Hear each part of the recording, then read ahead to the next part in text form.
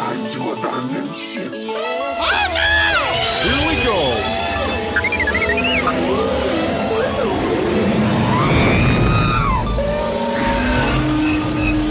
Can I persuade you to join us for a drink? It's a tradition.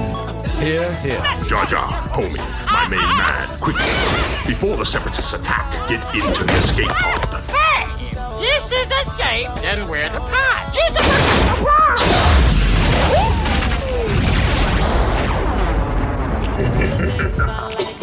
Welcome back to Star Wars Escape Pod. I'm your host, Josh, and we've got Blake in the Escape Pod today to chat all about Star Wars Tales from the Galaxy's Edge, which is one of the latest Oculus games on the VR market. It came out November 19th, just in 2020.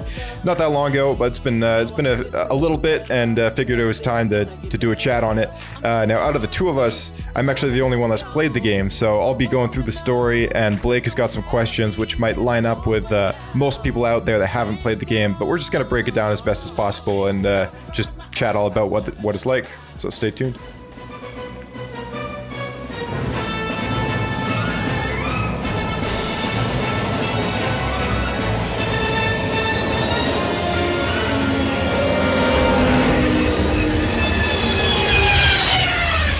Another happy landing. All right, welcome back to the Escape Pod, Blake. Hello there. Hello there. That's good to be back. Looking forward to this. Should be fun. Yeah, I figured. I mean, obviously, I would have preferred kind of passing around my headset these days, but Yeah, that'd be cool. I still need to play the Vader Immortal games as well. I know you were on me about that a while back in the pandemic. So yeah. I mean, Reed was kind of when those games were dropping. He was kind of the first person that actually was on the show that had a chance to try it when he was over, and this was before all this stuff was going on.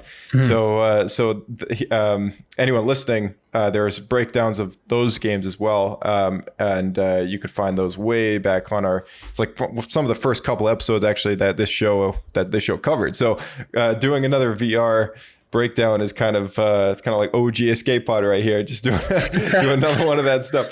But so you haven't played this game yet, but I did play the really early ILM X Lab game that came out where you had to repair the Falcon. Right. I did play that, and then you and I did it was like a game that was very similar to Darth Vader Immortal, except you have to go to actual facility and you wear the backpacks. You go into Vader's base on Mustafar, I think. Yeah. The Star Wars Secrets of the Empire, the hyper reality VR experience. Yeah, and that was cool. That was very cool, actually. And there's some tidbits of that game that tie in with the Vader Immortal trilogy that they did. But in general, I think that's kind of a one-of-a-kind experience because, you can't actually get the access to that at home. You have to go to a company called The Void and get, pay like, I don't know, some crazy fee. It's like $70. Yeah, it's like a ride. It's like Disney World or whatever. Yeah, the whole experience, like between 45 minutes to an hour sort of thing. It was super cool, though. And they actually had a set kind of that you had to go through. So you had the goggles on, so you were seeing a CG version of everything. They actually had walls like built up, so you could actually touch stuff, and they also had special effects. So they had fans that would blow heat on you and stuff, so it actually feel like you're on a pad that actually moved over top of lava. It was pretty sweet. Yeah, it was great. Like I really. It's too bad that we don't have greater access to that stuff in our area because it was a fun time. It's something I would definitely do again because the interesting part about that game was that it was more than just a game. It was also kind of like a simulator because you walk into a room and because it's a wireless VR backpack you're wearing, so you're walking around this physical set like you said, but in the VR goggles you see everything as if it would be in the Star Wars world, right? And you naturally you see a row of blasters on the wall and first reaction is like, can we actually like grab these, and sure enough, you can pick them up, and it's all hand tracking, so no controllers or anything. And instantly, we, like a bunch of lunatics, we start firing guns at the ceilings. And then all of a sudden, the alarm goes off. Immediately give away that we're broken in. We're just supposed to be spies. Yeah, instantly we just dropped out of character, right? Like, it's so funny. I think that was the whole point of the thing, is that we're staying in character because we're disguised as stormtroopers. Yeah, using the holographic disguise matrix that they introduced in the Clone Wars and all that, and we look like stormtroopers to the rest of the people, but yeah, instantly we're just like, it's pretty funny, like, cowboy style, like guns dual wield, dual wielding guns and stuff. It's just so ridiculous. That was a lot of fun. It was a good time though. I remember really enjoying that. I feel like that really set the bar for me though. So whenever I see a lot of these new VR games coming out, I'm always gonna probably compare it to that on some level. It's tough to compare to, for sure. And I think one of the goals of Quest 2 being a consumer, well, in a way it's a consumer headset, being a cheaper price, and like the build quality is not as premium as some of the more expensive ones, but the displays are very, very good. Some of the highest ones you can get right now, some of the highest resolution displays, and it's not tethered, right? No, and so it's wireless, and it has room scale tracking. So it kind of mimics, on a much smaller scale, it mimics kind of what we had as far as a setup goes. It even has built-in speakers. If you don't have your own headphones to plug into it, you can just kind of have your ears free in the room and stuff. So it's nice that they've put out some of these Star Wars experiences that have been built specifically for this headset, and then for the first version of Quest as well, but being the Vader Immortal stuff. So at the time when those were coming out, I was emulating them on my Vive, but at this point now I've got the Quest 2, and I was able to properly play this new game, which now being the I guess if you count that little trial ILM Labs one plus the Droid Bay Depot for The Last Jedi, which was like a little thing, kind of like the ILM Labs like testing thing, but it was like you could move droids, the BB-8 units around the room and get them to do certain things. Yeah, it was very kind of gimmicky. And then there was the 3 Vader games. So this is now, I guess, the 6th VR Star Wars game that they've come out with. Yeah. And finally they came out with a game that's like a full length game. So the easy thing about Vader Immortal that was nice, as in a time in which people were able to visit, I was able to stick the headset on somebody and go, okay, this is a 45-minute thing. And then, I would stream it to the TV, watch them from my couch, and then that was it. Like, it was 45 minutes. This game, on the other hand, it's got a story mode. Like, it's like a campaign. It's kind of like an RPG where it's like it puts you in the character of a non-speaking role. So it really kind of makes you feel immersed as if you are that person. And I'm looking at some of the videos and stuff online. It seemed like this was taking a lot more of a classic RPG style game. Yeah, definitely. So in the beginning, I mean, it really sets you up in that environment. It gives you the job of you're playing an engineer on a big ship that's shuttling cargo and stuff through space, and you're above space on above Batuu, and then pirates raid your ship and everything, and stuff kind of goes chaotic. Not just pirates. The Guavian Death Gang. The Guavian Death Gang. That's right. Guavian Death Gang primarily introduced in The Force Awakens. The guys with the red eyes. The Deadpools. Yeah, the Deadpools of Star Wars. Yeah, but yeah, it was cool because right away you get this wrist gadget which has 3 little utilities on it. One of them is like a scanner gadget. One of them is a compass, and then one of them is like a message playback for like holograms and stuff like that. So amongst these 3 gadgets, you can kind of make do. That's kind of like your handy little thing. And then you also have a multi-tool with like three different tools. Like it's a flame torch, a screwdriver, and there's something else on the last one. I forget what it is, but an electro pronged like thing you can like charge something up. So you have like this multi-tool and this wrist gadget, and those are kind of your 2 primary things that you start off with and have through the whole game. So, if you come across a crate or anything, or like a control panel that you have to slice open, you have that kind of stuff and I hope these tools are rated for more than just plumbing. Oh yeah. Mind you, I mean, I'm sure if the game wanted to get more into depth, I think fixing toilets would probably be a nice little thing to throw in there, Easter egg, you know. That was a Mandalorian quote, by the way. Oh yeah, that's right. Yeah, I'm just trying to break into the base. it's coming back to me now. Yeah, but yeah, it was cool. It's a cool start for the game, and like I mentioned, like all these other characters kind of talk at you and feed off of what they think your response might be. So your character that you play as never has any lines, which then further kind of integrates you in that world. Because if you felt a voice coming out of your own head, like you just, it's a disconnect, right? Because you are that person, and then it's not your voice that's speaking, right? So they've totally knocked that part out, and it's like you are the guy in this Star Wars story. So that's what I found the most cool about this compared to well, it's the same with the Vader Immortals ones as well, but compared to many other RPG games you can play on the computer, like this really puts you in that physical environment.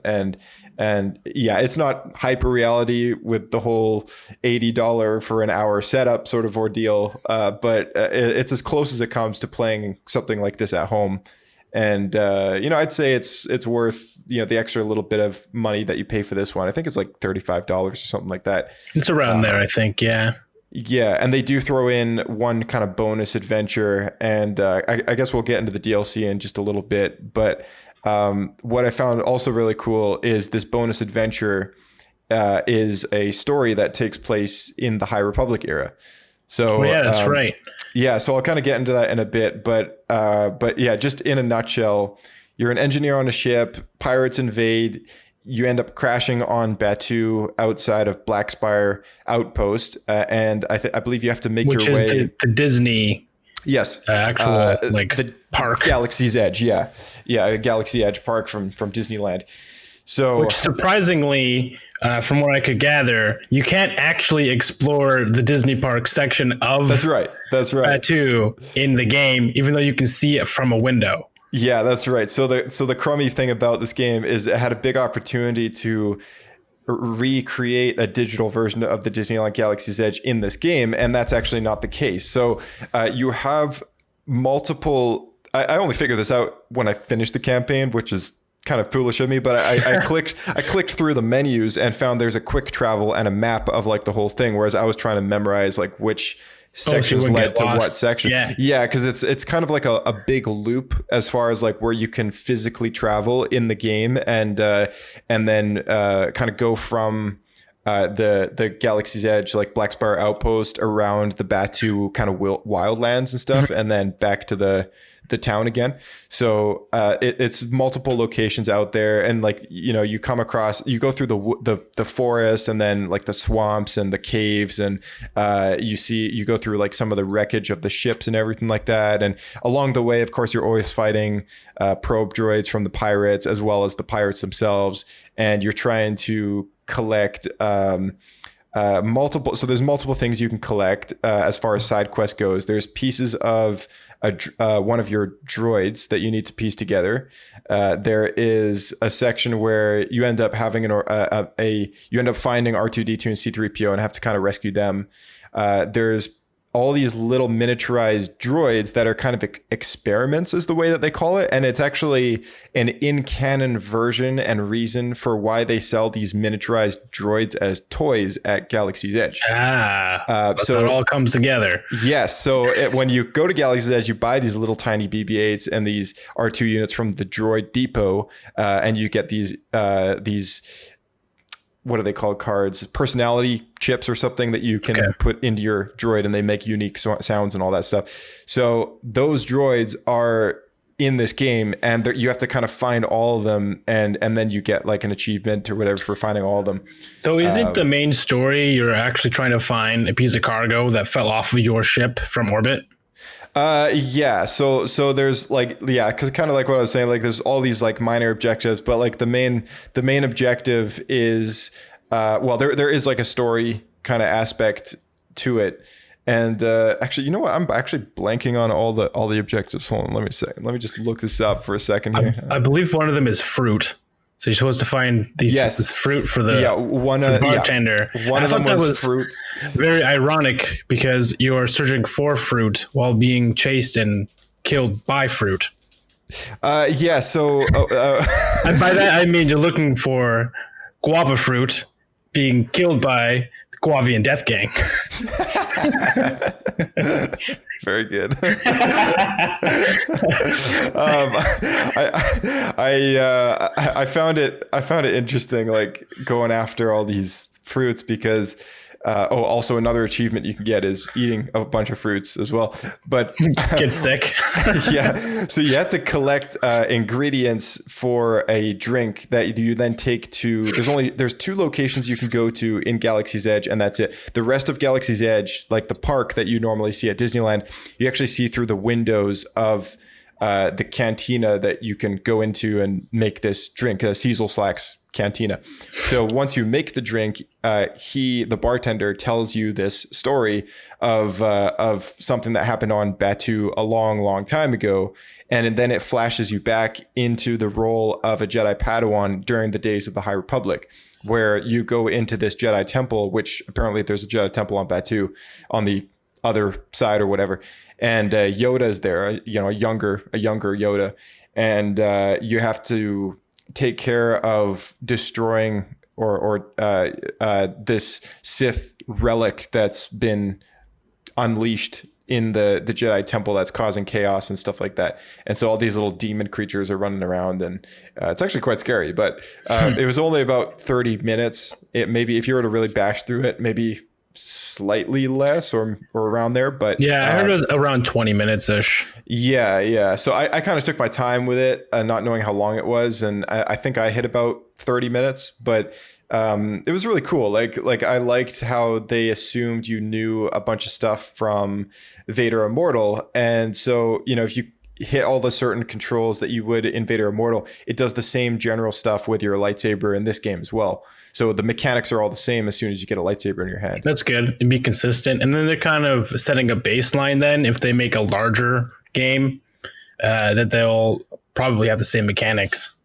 Yeah, exactly. So that's the DLC. The first, and the story of that DLC is called Temple of Darkness, which is the name of this first out of 3 bonus stories that will eventually come to the game. And these additional 2 are not yet out. Those are coming later, which I didn't actually know about. And I think it's going to be paid for DLC, which that's what it looked like. Yeah, you have to pay for the extra content. Yeah, and I'm assuming that content is actually going to be longer than this first thing. If it's not, then maybe it'll be about the same length and maybe be like a cheaper price, like $5 or something. Yeah, which I wouldn't mind throwing $5 out there for another story. Like it's the one thing that I'm like, hey, there's like replayability to it, and I don't know, like I've never had a problem investing in anything to do with VR just because it's a growing industry, and like I really want to like kind of help that grow. And VR games come out, it's like I want to be able to. Star Wars games that are story content, so you want to try to support that too. Yeah, exactly. I mean, the fact that there's 6 now different experiences, plus a 7th one being the Secrets of the Empire, it's crazy. I mean, like to think that. They've done a lot, honestly. Oh, yeah, it's started becoming a bit of a franchise. I feel like they realize that VR Star Wars is one of the coolest things that anybody could possibly do. Like any fan, that's kind of the end goal, right? As far as gaming. Yeah, exactly. And as far as Star Wars games have always been such a big thing too. I'm still dreaming of the days where we're going to get KOTOR 3 in full VR. That'll be so cool. Oh man. I mean, yeah, it's happened where in the past, just out like with other non-Star Wars games, like they've done conversions of things like Skyrim and stuff like that. Yeah, I know it's a bit janky, but it's the first steps towards getting a full immersive RPG style game in VR. So exactly. While I was watching videos on this Galaxy's Edge game, it actually dawned on me. Speaking of Skyrim, which is Elder Scrolls, the company that makes that, Bethesda, was recently purchased by Microsoft. So that made me think today, maybe they bought Bethesda so they can make a fully integrated VR game. Maybe. Because Microsoft has their own VR system. That's a good point, actually. I didn't even think that. So yeah, Microsoft's VR system is called mixed reality, and they kind of work in co-op with Steam. Like if you buy a mixed reality headset, you can use them in the Steam marketplace, and you can also use them to emulate games on the Oculus platform. But officially, they're supported by Steam as well. And like you can get like experiences for those headsets exclusively on the Microsoft Store and on their mixed reality portal. That's, I think, pre-installed with most Windows 10 computers these days. But it makes you wonder, though, if maybe Bethesda's Indiana Jones game is going to be a Xbox exclusive. Yeah, that was my worry, because I've been an Xbox guy for a really long time. And after I didn't buy the Xbox One. I actually didn't buy a console at all for that generation. And going into this next one, I was planning on switching to PlayStation, but Bethesda is my favorite game studio. And now that they become Microsoft exclusive, I don't know what I'm going to do. Right. I honestly, when it comes to consoles, I've kind of given up. I've just fully embraced PC gaming and VR. And it's just something about sitting on my couch. Right. Well, okay. So I've got one of those Steam Link boxes where I can like stream my Steam games to the computer, to the TV. You can also get like Android TVs, like the NVIDIA Shield, which will do generally the same thing. But not every PC game is going to be good on a controller. So I find, I don't know, I've got a good chair and everything. I don't mind sitting here at my desk. But yeah, sometimes it's nice if you're playing a relaxing game to like chill on the couch. Like I've been playing Borderlands 2, and then all of the Bethesda games like Fallout and is something you can crash on Oblivion. The couch with. Yeah. I like playing with a controller on a television, but at the same time, you also lose access to mods if you're not going to play on PC. So, right, it's a tough call. Yeah. So. Tales from a Galaxy's Edge. It's about a 3 to 4 hour long campaign, and I got a category of things up here. Okay, there's one thing I wanted to touch on though before we went on the tangent for gaming VR stuff. Sure. You were talking about how they're going to be releasing stories, quotations, from the bartender. What's his name? Sleemo something, sleazy, Sleemo something, sleazy sack, yeah, Cecil slack. Oh, sleazy Cecil.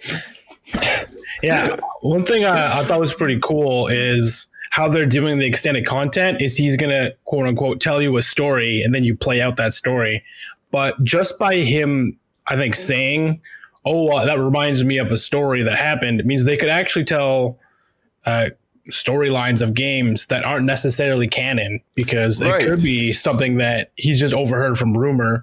And so it almost fits, theoretically, into a Legends category of the novels and stuff. And that's actually, it's interesting you bring that up. So there's a couple books that have come out over the last couple of years. The first one being called the Legends of Luke Skywalker. I don't know if you want to look that up, but it's kind of a teenage / junior novel, and it's filled with short stories evolving around a younger Luke Skywalker after the events of Return of the Jedi, and all these accounts of people who have possibly seen him do certain things.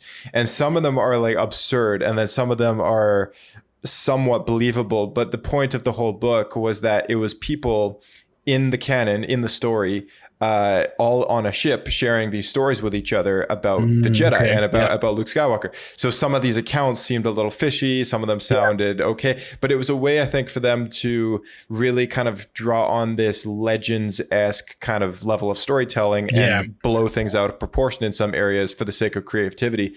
And I was okay with that. I didn't find the book was that great, but I thought the concept was cool. And they come out with a few of them since then. They've come out with one called Myths and Fables, Star Wars Myths and Fables, and then there was another one called Star Wars what is it, like dark, maybe it was like Dark Myths and Fables or something like that, or so it was something along like the lines of the author is George Mann. So he's written a slew of stuff, I guess, evolving around that. Oh my goodness! This almost seems like that's starting to become a thing then, because Dark Legends, that's what it's called. Dave Filoni was asked about the original 2005, 2004 cartoon Clone Wars series, and he said that those are now, like, in the Star Wars universe, considered like stories that were told about people talking about the Clone Wars. Oh, really? Yeah. So it's like they're not canon, but they're still like sort of included. So like they didn't actually happen, but a really good example actually is in one of the episodes itself. Mace Windu fights this battle single-handedly, fighting like 10,000, 15,000 droids. Right. And there's this kid sitting on the hill, and he's watching this battle take place. And I think Dave even explained it this way. The idea of those stories is the story was then shared by that kid. He told everyone about what happened. So it's from the kid's perspective. So everything's going to be greatly exaggerated. Right. That actually makes a lot of sense. Yeah, and then because they really get into the fine details as to like how Grievous got his cough, and how Anakin got his. So cool. Lost his. Yeah, and how Anakin got his scar and everything. Yeah, so like a lot of that stuff didn't get addressed in the 3D animated Clone Wars show, but I'm glad that that's an interesting way to look at it for sure. Do you like that idea of like I do, and maybe it's just because I'm a bit biased because I actually really like those cartoons. I mean, I was of the age and I had access to Cartoon Network when they were coming out in between episodes 2 and 3. DVDs for those. Yeah. I still go back and watch them once in a while. It was pretty cool. They're some of the stories, especially like the clones and stuff, they're like super badass. They like infiltration and everything. They never really had any voices except for a handful of them, but it was just, I don't know, it was really cool. And they brought in that really badass bounty hunter who was like made out of like worms and slime or whatever. Yeah.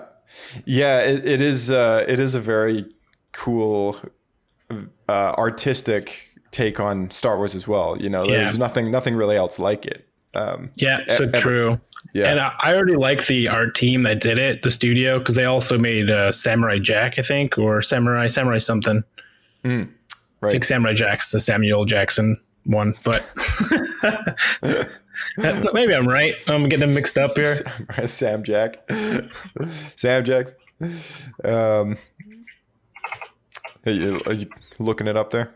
Yeah, I got to figure it out now.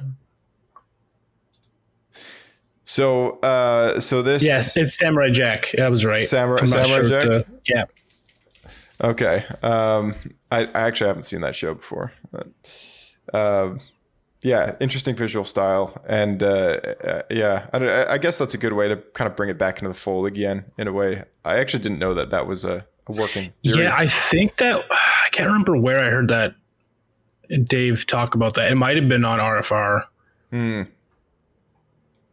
It was a long time ago, so maybe I'm even wrong, but that's what I recall being the answer.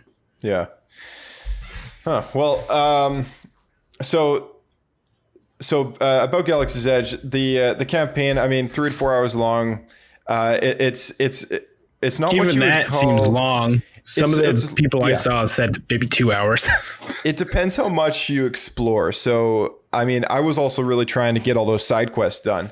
but some people would just bash through the story. They can definitely do it in 2 hours. But it's cool in the sense that it gives you a sense of like, okay, yeah, this could be open world. But once you do enough exploring, it is an open world on the rails, if that makes any sense. So like each section of the open world that goes in the span of the wildlands of Batu, it's all very like, it's a path that is just extra wide that you can only go this way or that way. It all eventually leads to the same place, right? Yeah. It's not like it's a square map where you can go in every which direction. You can either go forwards or you can go backwards, and the trail is just curvy and made to feel as if it's open world, but it's still a level based system.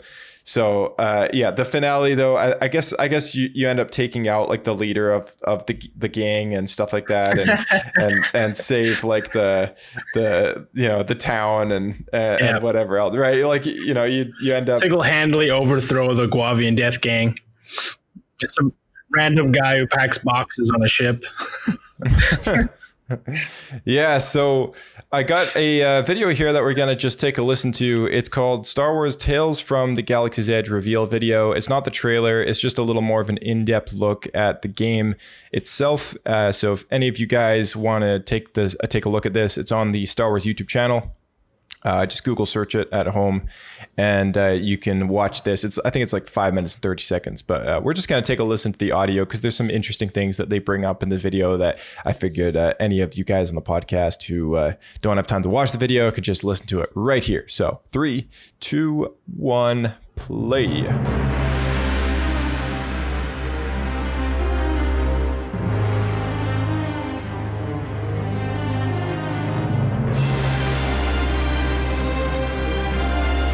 My name is Jose Perez III. I'm the director on Star Wars Tales from the Galaxy's Edge. It's a new virtual reality experience where we're going to explore and expand on so that's an important thing to know. The story takes place between those two movies. At Galaxy's Edge. My name is Kishore. I was actually going to ask you if it's more towards the sequels. Of Star Wars Galaxy's Edge. All based on the sequels. Between The Last Jedi and The Rise of Skywalker. In classic Star Wars fashion, the story starts off with you on a cargo ship, some pirates attack. Before you know it, you've kind of crash landed onto Batu, and you're getting swept up in your adventures with all these fun characters at Black Spire Outpost. My name's Steve Hendricks. I am visual director on Star Wars Tales from the Galaxy's Edge. We're working super hard to push the limits, as we always do at XLab. We really want people to experience an authentic Star Wars story, and that starts with... I believe that is actually the Falcon Ride. We get to work with Walt Disney Imagineering on this project, which is just ridiculously exciting. Matching the look and feel of Galaxy's Edge is our main goal. We even brought over some of the artists and assets from Smuggler's Run to make sure that we were maintaining a consistent visual style. My name is Alyssa Finley, and I am the senior producer on Tales from the Galaxy's Edge. It has been fantastic to collaborate with Oculus Studios. We worked with them on Vader Immortal, and we've gotten to work with them again on Tales from the Galaxy's Edge. We're working together to bring the story to life. I thought I recognized that. Get on to Batu. You end up in Cecil Slack's cantina with a new face you've never seen before. Cecil Slack, the cantina's bartender, who's a little rough around the edges. And he was the same race as the Six-Eyes character that was first seen in the Solo movie. I play Cecil Slack. He's a little kooky, and maybe being alone and not having a lot of customers has affected him. He enjoys his life. He's got a bit of a belly. Kind of reminds you of Dexter. Yeah, a little bit. Patrons, but he takes some pride in his cantina. When he sees a spot, he wants to wipe it off. You go there, he'll tell you stories, and he really gives you a gateway into the world of Galaxy's Edge. He's just the guy that's like, hey, did you see that ship out there? It's the Millennium Falcon. Can you believe that? Like, it's right there. Like, you know how many stories that ship has? Yeah, you ever heard about that ship? Pretty famous. Bobby Moynihan, who is an SNL alumni, he's an artist when it comes to this stuff, right? We write a line, and then Bobby will take that line and he'll expand on it through improv. Cecil Slack is just like sitting there reading a book, and you can kind of go over and bother him, so we just improvised a bunch of Star Wars references, and like, oh, I can't believe they're dating, and like just stuff like that. Whoa, those two got together? Not gonna last long. In this case, we're capturing the facial performance along with the audio. So they match perfectly. We capture the actor's intent.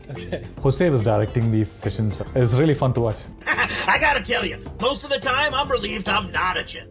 lot of handy abilities, You're not thinking this, you're not thinking that.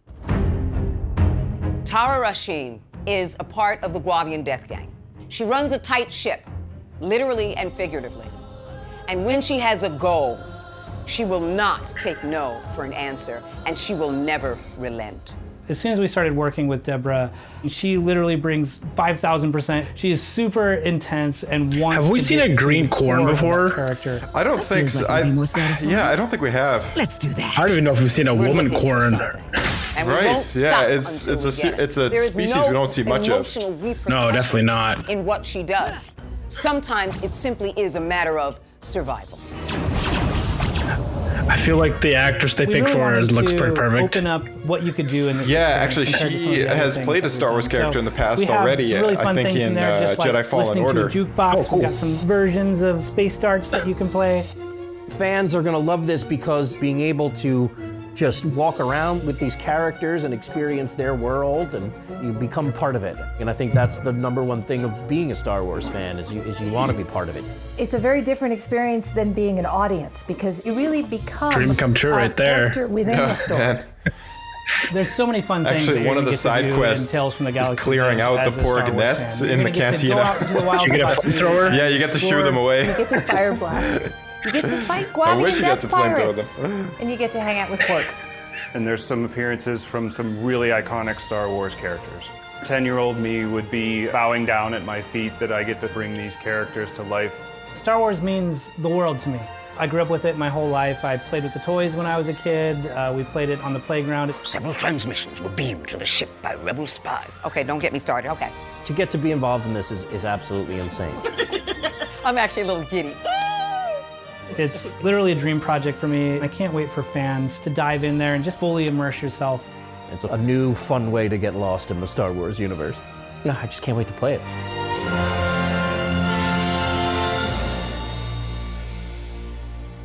Yeah, I don't know. What kind of... I know you had some kind of general questions, I guess, planned out. I should have brought that up originally with the story being between episode 7 and 8, but that's also kind of where I was going with when you have to rescue 3PO and R2. They are on Batuu at this point in time as well.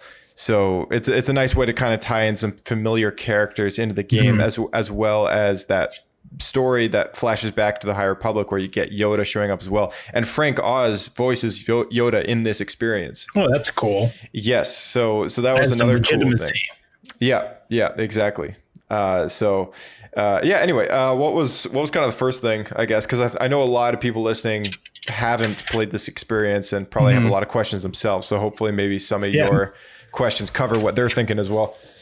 Most of my questions, I think, are related to gameplay-esque stuff, maybe not necessarily story. But I have one very important story question that I feel all of the listeners at home are wondering. By the end of this story, do we find out that C-3PO has a red arm? Is this how he gets his red arm? No. So 3PO had the red arm in Force Awakens, which takes place before the story of this game. Oh, okay. But if you want that story, it's actually in a Marvel comic called C-3PO. It's a one-shot comic, and I forget which trade paperback it was included in, but you can find it on the Marvel Unlimited subscription if anyone out there has that. It's actually coming back to me now. Yep, it's a one issue. Yeah, it's a one issue thing, and it wasn't necessary. It really wasn't. I don't know. They could have. I could have just gone without a red arm in the first place.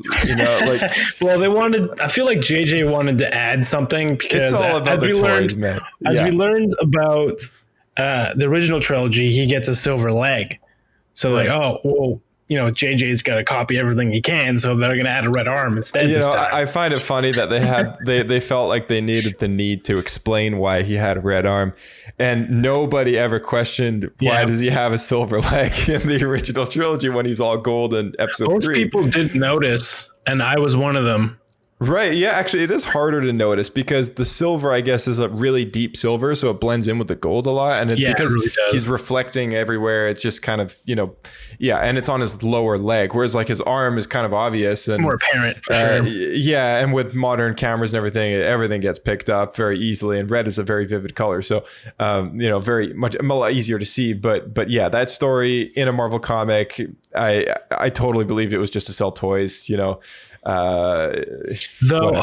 One thing I thought actually was kind of cool about that is 3PO kept trying to like bring up the story to kind of brag about it, and everyone just kind of brushed him off. I like that part because that was a very 3PO thing to do. I do like that too. Yeah. So I suppose you're wondering why I have a red arm, and then exactly, and everyone's like, we don't care. And it just launches into the story anyway. Yeah, exactly. So but no, that's so this story is between episode 7 and 8 and kind of is on the side, one of those subsidiary stories that has zero significance to the overall narrative, but flows in there regardless. Okay, have they explained yet why the Falcon is at Batuu? No, they haven't. There is some I think there's some alluded tips by Cecil Slack, which you kind of going in and out of the cantina, he does talk about these things as if a third person would, like knowing of the Millennium Falcon and stuff. And I think he said it's been through Batuu before, or that it's scheduled to come in or something. And I'm blanking on whether or not I think you can see it from the window of the cantina at some point. See it. You can see the top of it. Yeah. So they do allude to the fact that, okay, it's here, but there's no story element to it aside from 3PO and R2 getting a lift from someone, I think, when the end of the story is over. Right. They kind of allude to the fact like, oh, our ride is on our way kind of thing, but it's actually been there the whole time. So I don't know. It's kind of like, it's just one of those things just to help you flow into the park. But as an in-story thing, it has no significance. So. Okay, good to know. Some non-story related points or questions is I was a little let down with the graphics, to be honest. It looks to me like something I would have played in a game in the early 2000s on the original Xbox. Yeah. And I know part of that is because it's VR and their technology is like behind because they have to have such crazy frame rate. Though it seems compared to even other VR games, it's not to par. Yeah. Okay. So I'm glad you brought that up because I've read an article as well online. I think it was with The Verge. They were reviewing this game and comparing it to Half-Life Alyx, which at the moment is the top benchmark for a visually and story-wise and lengthwise what a VR game should be. That's comparable with a AAA game that you would play on your computer, but in VR, right? So like that's the best comparison there. Half-Life Alyx is, though, it's a big game. I don't know the size of it, but it's required that you run it on your computer, and then you have a headset that plugs into your computer or is able to stream it, and you play it like that, right? You also need a pretty decent graphics card to be able to do that. Tales from a Galaxy's Edge VR is designed for the Quest. So that means Quest, not the second one. In general, just like the platform itself. So like they had to keep the graphics, and you can tweak them up and down, but they had to keep the graphics to a minimal because this game is designed for being played on mobile, which means that you're not tethered to a computer at all. You can play it being tethered to a computer, and I think you will get a performance boost, but in general, the game is very much designed to be stored on the headset itself and run on the headset itself on the battery that it has with the graphics chip that it's got. That makes sense. It's all kept to be very, Now, I had also read that part of it was also because it had to be playable on the first generation Quest, not just the second one. So it had to be a little bit farther back in tech for that reason. Yeah, that too. Yeah, which is unfortunate because the second one has a better graphics chip. And I mean, that being said, the graphics chips in these headsets, in these VR headsets, are in some scenarios not even as fast as what you would get in a top of the line phone these days. So the graphics chip in the first Quest was the exact same GPU as was in the Razer phone first generation from 2017. Razer has a phone? 2016, 2017. Very funny. So I used to have, well, I still have the Razer phone, and now I've got a Pixel. But the Razer phone had, for when it came out, was pushing like the top specs ever. Like it was the first phone on the planet to have a refresh rate on the screen, which was running at 120. And now only just this year are the iPhones and the Samsung phones getting this feature, whereas the Razer phone had it years ago, which was when was that phone out? I think it was the fall of 2017 is when that that phone around came there, out. early 2018. Yeah, so at this point now, it's been over 3 years since that phone came out, and very top of the line. I mean, for pushing that kind of screen with external speakers the way it did, and had a tremendous amount of RAM and a good graphics chip. And so that graphics chip, though, flash forward, I think it was a year or two to the Quest, and it's got the same graphics chip as that phone does. So this game is supposed to be designed to play and not completely obliterate the battery on a Quest 1, which is running on hardware that was designed 3 years and so odd months ago, or even prior to that, because that phone dropped in the fall, but the graphics chip was being used from earlier that year. So we're talking about a 3.5-year-old, 4 max-year-old. It's a lot in VR years as well. Yeah, and in mobile computing, that's a lot of time, which means that this game did have to suffer a little bit as far as graphics goes to be able to run that way. So yeah, it does look a little rough around the edges in the headset. When you're playing it, it's like, oh, this, like the textures are really low res, and like the cliffs and stuff are so low res and everything. But it doesn't, after like 10 minutes, you just kind of forget about it. I did also notice that the graphics on the ship at the beginning are a lot worse than on the planet itself.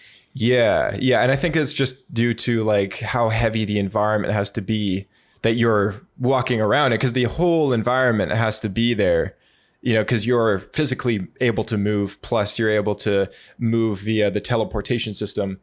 And that's how you navigate around so an you area. used the teleportation system then? You didn't use the joystick? Right. Well, you use the joystick to aim your teleportation. You can also turn on the locomotion walking thing, but I get very sick if I use that, because then you're standing there in the headset and then moving, but you're like hovering because there's no camera shake as if you're walking down. Yeah, and you're physically not moving either. So it's very, very motion sickening to be able to it's like standing there and then putting on this very immersive thing that makes you feel like you're in an environment, and then moving without walking at all. It just doesn't make you feel very good.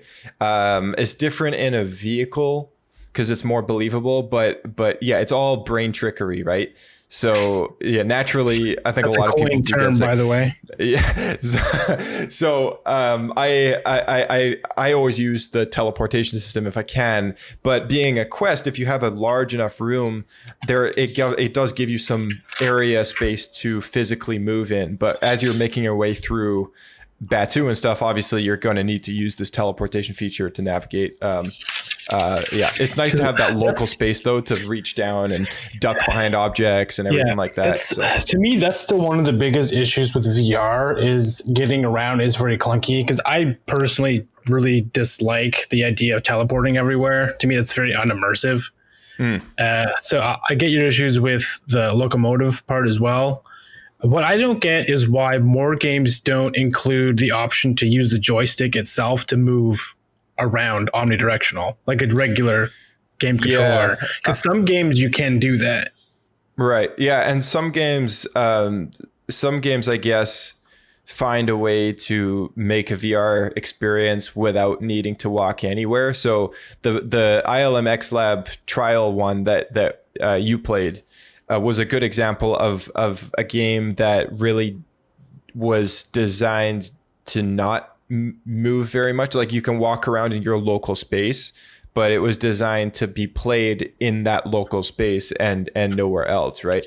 And whereas like this game taking advantage of the room scale tracking and mobility of the Quest, it does give you the freedom to walk further, but then furthermore, the maps are big. So, you do have to have some way of getting around and if that's walking, then it means using that touchpad or that joystick, whatever you have. Most VR headsets, if they're compatible with this game in any means necessary, they will have a controller which has an ability to move around in general. When I was using the Vive to emulate the Vader games on, it was the same way, but it's always tougher on those ones because those ones use like a touchpad wheel, whereas like the Oculus controllers have an actual joystick, and the functionality of both is the same, but it's just better when you're on a joystick. Yeah, it's like using a Super Nintendo controller versus using a GameCube controller. Yeah, exactly. Okay. So I'm curious then, after you played this game, which is a little more open world, compared to Vader Immortal, which is more story driven, which one did you prefer just for the overall style and kind of feel of the game? Playability. Yeah, so with the story in Vader, like it's very on the rails, right? Like you're being guided every step of the way as to where to go, and it's that is what it is. It's very much geared to be like an immersive ride that you go through and is interactive, and you can wield a lightsaber and stuff like that. But it is very on the rails. That was the one complaint most people had about the game. It didn't bother me though. It's like each part was like $12, and I've had more than quite a few hours use out of each one of them playing the lightsaber dojo and then getting other people to try them and stuff like that. But yeah, this game being a little more expensive, I was like, okay, I'm expecting a little more, and I got a little more. Like it was basically Vader Immortal, but bigger. The maps were bigger. It was a longer playtime. There was a lot more side quests to do and the freedom to jump around to different locations. Whereas Vader Immortal, it's like strictly level based. It's like you're looking at an interactive storybook where it's like, oh, I want to go to that chapter, and then you go there and the story picks up from that point in time and keeps going. Whereas this one, the story is as you would expect in an RPG of any kind, where you can freely go where you choose, but if you go back to where your last progress was, the story will keep going as intended, kind of thing. So in a way, I like aspects of both because I found the quality of Vader Immortal as far as visuals go was a little better just because the maps were smaller. Yeah, the maps were smaller and in general, the way that I played them was with the computer tethered to my Vive at the time. So I actually had my PC powering that. So my first experience of both of these games, I found the Vader one to be a little nicer, but maybe that was just because it was like my first time playing like an actual good VR Star Wars game. Yeah, it could be that. Yeah. I don't know if they would have intentionally brought it back to make it more compatible with other VR headsets, or as I would have thought, each one would progressively get a little better as they kind of figure out how to make stuff more streamlined. And with Vader, it seemed to just be a constant thing, but it improved, but evolving the story. And then with this one, they did take what they learned with Vader Immortal and improved on it. But the problem was they had to compress it so densely to be able to fit within like 12 or so gigabytes of storage on an Oculus Quest, which the base model you can get is 64 gigs. So they didn't want to max out all your storage with one game, right? So it's like they do have to keep it somewhat reasonable, similar to a phone app. If you were to get anything on your phone, like you can get KOTOR and Minecraft and stuff on your phone, and it doesn't take up the whole thing. Whereas if you get it on your computer, it's a lot bigger because they can unpack a lot of those compressed elements, higher res textures and everything. Yeah. So the one thing I think that this game suffered from was that benchmark of having it designed for this older Quest hardware, and then as a base, right? And then having that kind of hold it back from what it really was able to do. And then I think if they put in a little more thought into the way that the story unfolded in the world they gave you. Yeah, that's more what I heard a lot about, and kind of what I had gathered is the story felt really lackluster compared to Vader Immortal. Yeah. But obviously they were kind of going after different things, but maybe they went too far in one direction where they should have spent more time fleshing out the story to be interesting.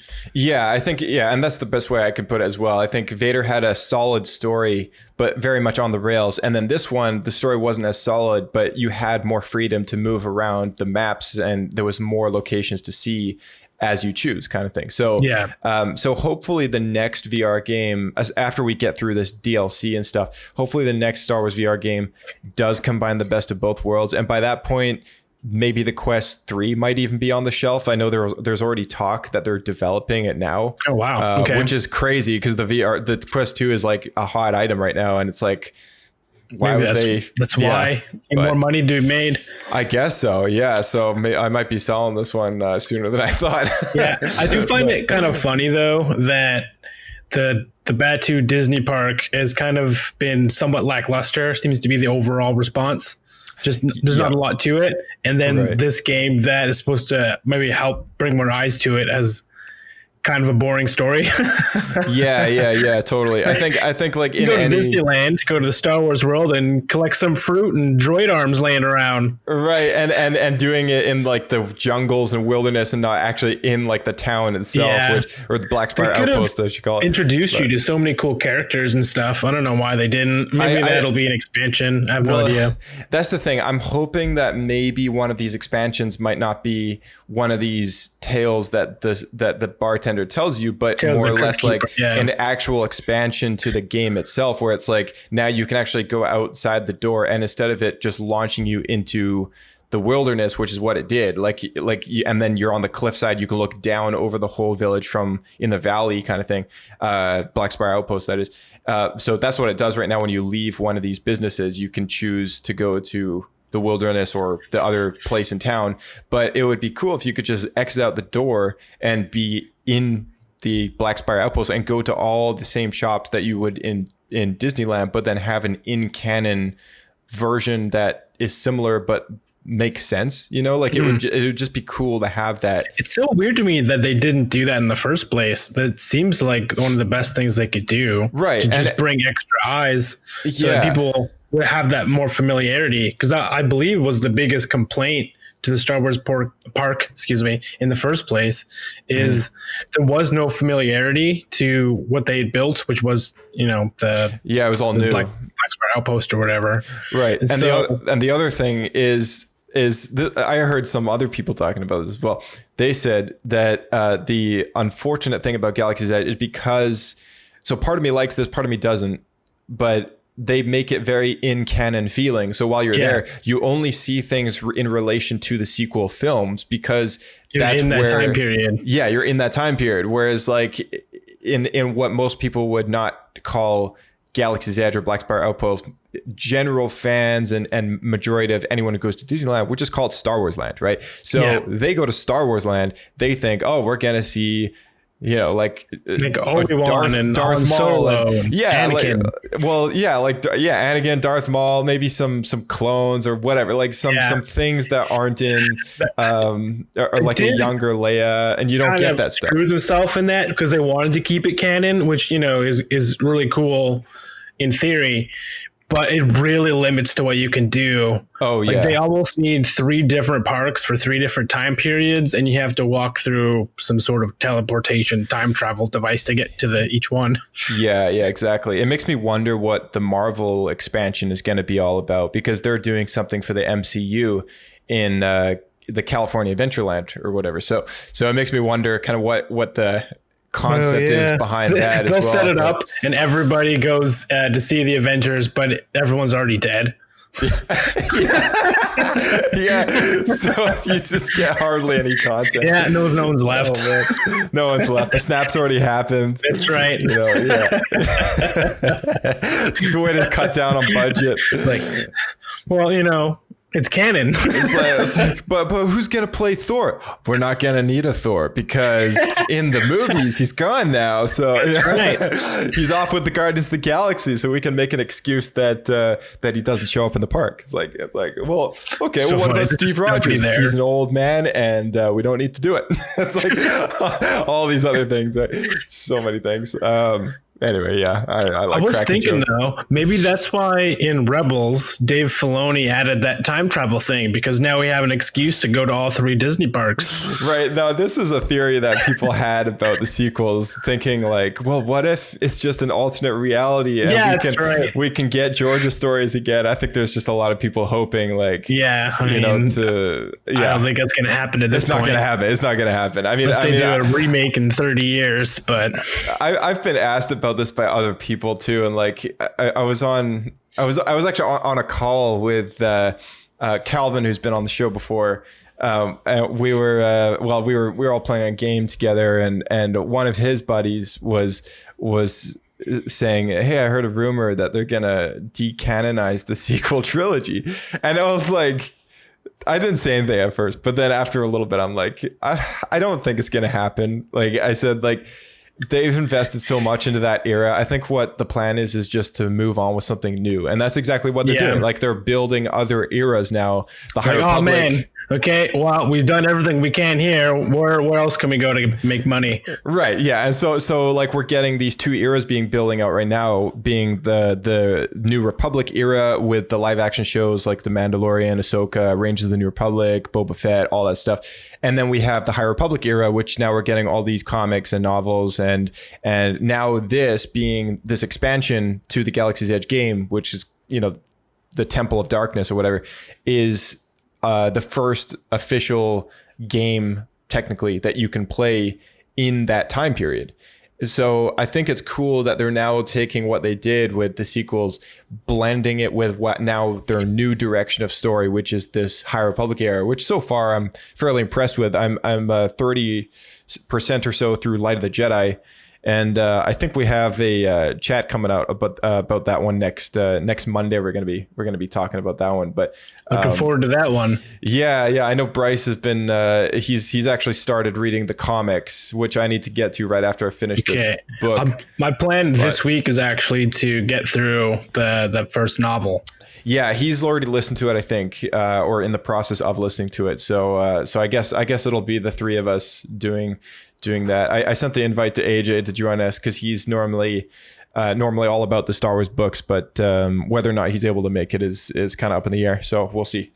But anyway, that kind of summarizes the High Republic in this game. And you didn't specify one specifically. If someone asked you, should I purchase the Galaxy's Edge game or should I purchase Vader Immortal, which one would you tell them to get? Oh, I would say if you've never played any Star Wars VR, start with Vader Immortal Episode 1. Yeah. Okay. That's the best one. Yeah, that's the best one to start off with. It's like $11. You're gonna get hours of replayability out of the lightsaber dojo mode, and the story is solid. You're going to want to buy episode 2 and 3 to continue that narrative. And then by the end of it, you'll have spent about 30 something odd dollars on that trilogy anyways, which added up, it's like, okay, that time plus the amount of money equals about the same I would pay for Tales from the Galaxy's Edge for about the same time, and less replayability because there is no lightsaber dojo mode, and the length of the story is just a little too much for someone to just jump in and start playing. Whereas the Vader Immortal games, I've been able to chuck it on someone's face, 45 minutes later, they're done. And they're able to have experienced a full story, or at least a section of a Star Wars story in VR. So that's been the appeal to me. So if you've never played Star Wars VR before, start with Vader Immortal. That was the best one to go with first. And then work your way up. And then once you're finished with Vader Immortal, then maybe think about investing in this. I don't think it's a throwaway though. I think people should still buy this game. Like if you have a Quest or you have VR in general, that's not a Quest, you can get Revive, buy the game, emulate it on your Steam VR headset, And it's still good. It's still Star Wars in VR. I mean, who doesn't want that, right? Like, I mean, the 7-year-old me who was the most we had was Game Boy games is like freaking out that this is even a reality. But yeah, so true. We've come a long way since the days where I was playing Star Wars Return of the Jedi on Super Nintendo. Right. Yeah. I mean, like this is literally like what all of us kind of dreamed about. Like, I mean, playing Star Wars in our backyard and swinging toy lightsabers around, like this is as close as it gets to being in that reality. And like more, like aside from being an actor in a movie, like, even then it's hard to get like into it, right? Right. Yeah. Like a movie set. This is the most cinematic theatric experience. Most immersive. It's the most immersive Star Wars you're ever going to get. And it's only going to go up. And the more money that gets thrown their way to keep doing this kind of thing is just going to help it get better. Right. And I'm always fingers crossed for a Star Wars VR pod racing game, but we'll see what happens there. So, but I don't know. I mean, that's all I got as far as this one goes. Was that all your questions or? Yeah, you went through them all. We covered a lot of them when we were just chatting. So. Right. Yeah.